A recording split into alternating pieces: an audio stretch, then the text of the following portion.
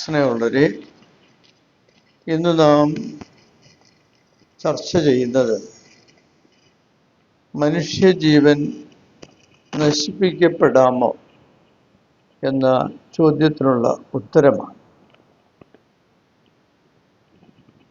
Bible വിശുദ്ധ ഗ്രന്ഥം നാം വായിക്കുകയും പഠിക്കുകയും ചെയ്യുമ്പോൾ മനുഷ്യജീവൻ സൃഷ്ടിക്കുന്നതും പരിപാലിക്കുന്നതും ദൈവം തന്നെയാണ്. അതിനാൽ തന്നെ മനുഷ്യൻ ജീവൻ്റെ മേലുള്ള പരമാധികാരം ദൈവത്തിന് മാത്രം ഉള്ളതാണ്.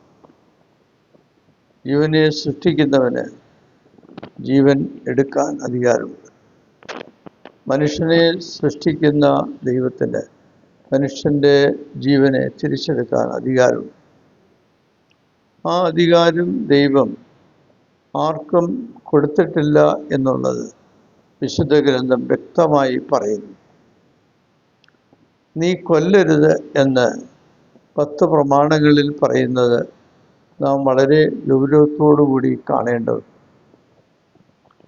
കായനും ആബേലും ആദ്യ മാതാപിതാക്കളുടെ ആദത്തിൻ്റെയും ഹവ്വായുടെയും മക്കളാണ് എന്നുള്ളത് നമുക്കറിയാം. ആബേൽ നല്ല ബലികൾ ദൈവത്തിന് സമർപ്പിക്കുകയും അവൻ്റെ ബലി സ്വർഗത്തിൽ നിന്ന് അഗ്നി ഇറങ്ങി സ്വീകരിക്കുകയും ചെയ്യും. എന്നാൽ കായൻ്റെ ബലി അതുപോലെ സ്വീകരിക്കപ്പെടുന്നതായി നാം കാണുന്നില്ല. കാരണം അവൻ്റെ ഫലമുലാദികൾ പേടും കുടടച്ചതുമൊക്കെയാണ് അവൻ ദൈവത്തിന് സമർപ്പിച്ചത്. അതുകൊണ്ട് തന്നെ അവൻ്റെ സമർപ്പണം ദൈവം സ്വീകരിക്കുന്നില്ല.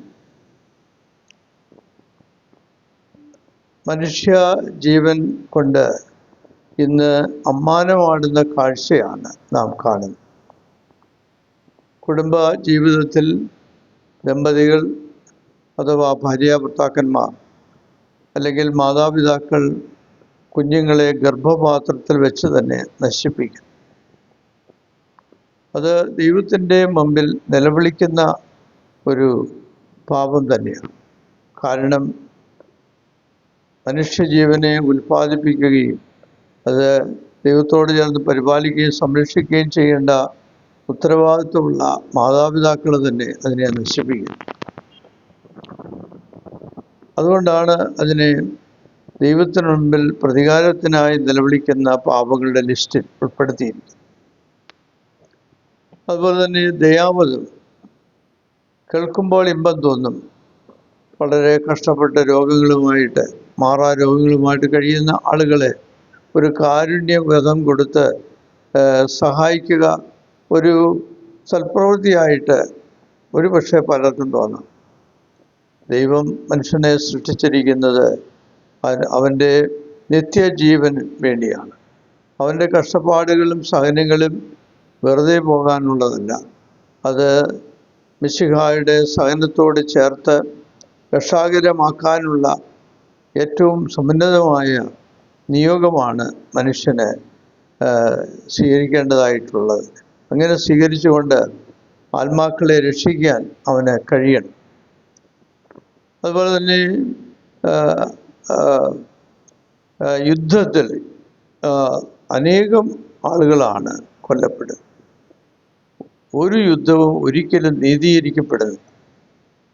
അത് എല്ലാ കാലത്തും അസാധുവായിട്ടാണ്, അത് പാടില്ലാത്തതായിട്ടാണ് എന്നും മനുഷ്യനും അതിനേക്കാൾ ഉപരി ദൈവവും വിലയിരുത്തിയിട്ടുള്ളത്. ഒരു കാരണവശാലും യുദ്ധം ഉണ്ടാകാൻ പാടില്ല. മനുഷ്യന് ഉണ്ടാകാവുന്നതിൽ വെച്ച് ഏറ്റവും വലിയ തിന്മയാണ് യുദ്ധം ഉണ്ടാകാവുന്നത്. കാരണം യുദ്ധം ഉണ്ടായാൽ ഒരാളല്ല, ഏതാനും പേരല്ല, അനേകം ആളുകൾ, ആയിരക്കണക്കിന് ആളുകൾ കൊല്ലപ്പെടും.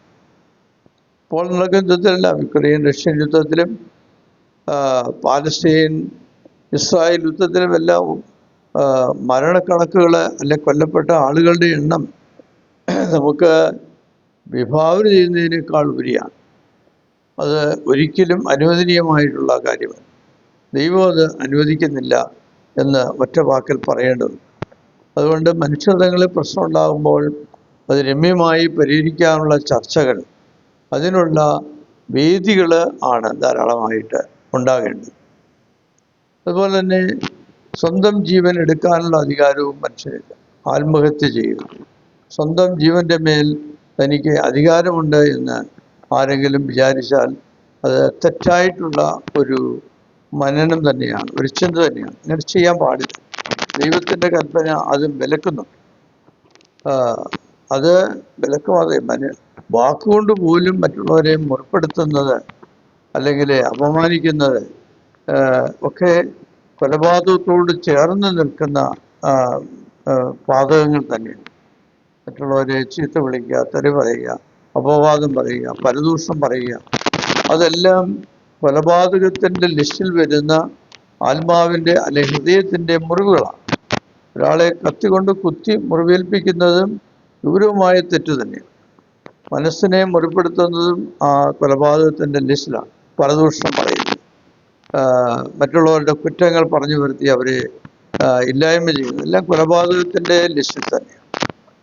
ഇനിയും മനുഷ്യന് ഈ അധികാരം, ഒരു രാജാവിന് പോലും ഒരു വ്യക്തിയെ കൊല്ലാനായിട്ടുള്ള അധികാരമില്ല. വ്യക്തമായിട്ടത് ബൈബിളിൽ നമ്മൾ കാണുന്നു.